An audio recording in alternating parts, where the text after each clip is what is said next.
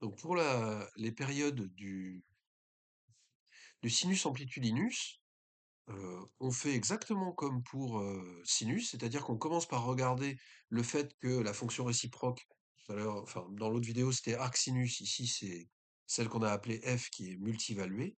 On l'étend à c pour commencer. Donc racine de 1 moins z2, racine de 1 moins k2 z2. Et puis on va faire des trajets pour regarder ce qui se passe.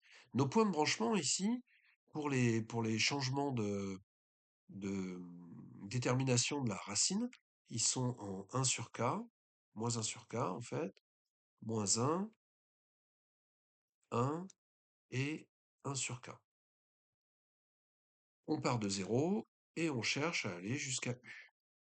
Alors on a plusieurs possibilités pour faire ce trajet. On a déjà examiné pour sinus, quand on fait ce genre de trajet là, qui rajoute des demi-périodes, et qui renverse le U en moins U. On va pas s'occuper de celle-là. On va de suite prendre celle-ci, qui est en fait le même principe que tout à l'heure. Donc on trouve le même résultat, c'est-à-dire que là, on va trouver que la période, en fait, la première période, oméga 1, elle est égale à 4 fois f de 1k. Et puis on peut observer d'autres trajets. Un des trajets qui est intéressant, c'est celui-ci. Alors, on va essayer de faire le calcul de cette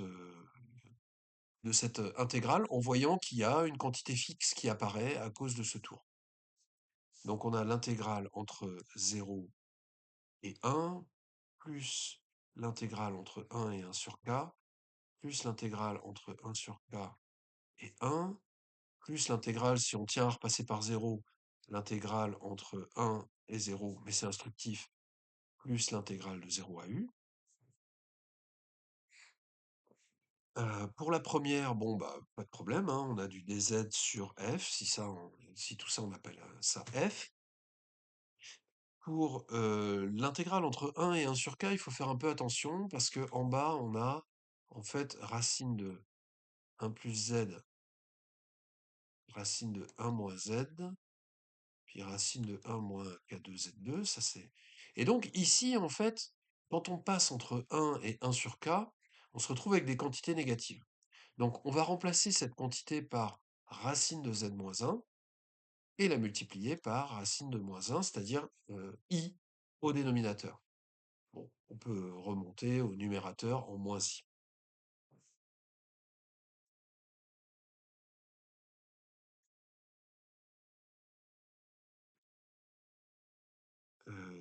Ici donc, dz sur, alors on va l'appeler f'. Pareil, entre 1 sur k et 1, c'est exactement la même chose. La seule chose qui change, c'est que on a un moins qui apparaît à cause du racine de 1 moins kz, puisqu'on a fait, hop, ici, un demi-tour, on met un moins à la racine. Donc ici, on a juste un moins, et on garde le moins i à cause du f'. Ça, le problème ne change pas. On est toujours entre 1 et 1 sur k, donc on a la racine d'un nombre négatif. Donc ici, moins i, puis le moins à cause du changement de détermination. Quand on arrive ici, là, on a dépassé, on va dire, cette zone-là, hop, euh, on fait aussi changer la détermination du 1. Donc, on retrouve f. Par contre, on a moins à cause du changement de détermination du racine de 1 moins kz. Et puis, on a un autre moins qui apparaît à cause du racine de z moins 1. Donc, moins, ça fait plus. Et puis, bah, on termine avec notre intégrale. Alors, ce qu'on voit, c'est que ici, comme on disait, moins, ça fait plus. Là, on a les bornes qui sont opposées, ce qui fait que ces deux termes s'en vont. On n'était pas du tout obligé de repasser par 0, en fait, hein, cette intégrale de 0 à 1, de toute façon, elle disparaît. Ce qui ne disparaît pas, c'est ici, à cause du changement de borne, quoi, de l'interversion de borne, on a, en tout, pour ces deux trucs, moins 2i, intégrale de 1 à 1 sur k, de dz sur f'. Donc ça, c'est la deuxième quantité qui s'ajoute à chaque fois qu'on fait un tour, oméga 2, qui vaut moins 2i. Alors on notera en fait 2i intégrale de 1 à 1 sur k de dz sur... alors du coup, ça nous donne du racine de z carré moins 1, ça échange, hein, comme on a dit, racine de 1 moins k2 z2.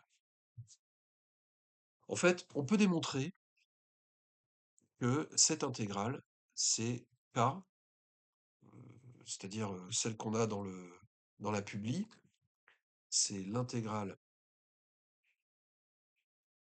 de 0 à 1 de dt sur racine de 1 moins t2, racine de 1 moins k2 z2, mais en fait avec un k' ici, où k' est égal à racine de 1 moins k2. C'est pour ça qu'on a la deuxième période qui est égale à 2i fois k de k' ou k' de k.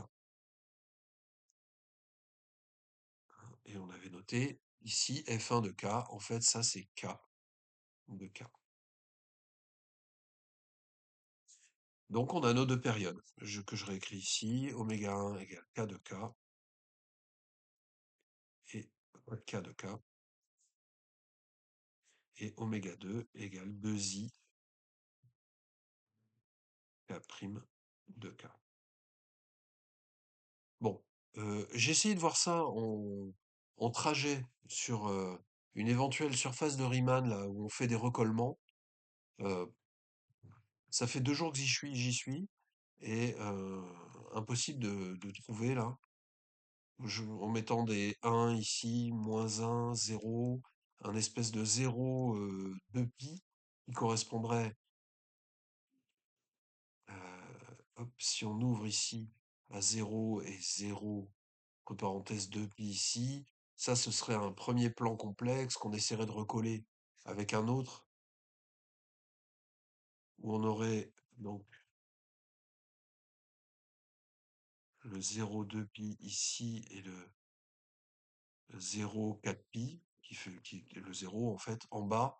J'ai tenté plein de recollements possibles, avec un infini de pi, un infini sans rien, en faisant partir les axes réels par là, l'axe réel négatif par là, R+, enfin, j'ai essayé de les rejoindre, impossible.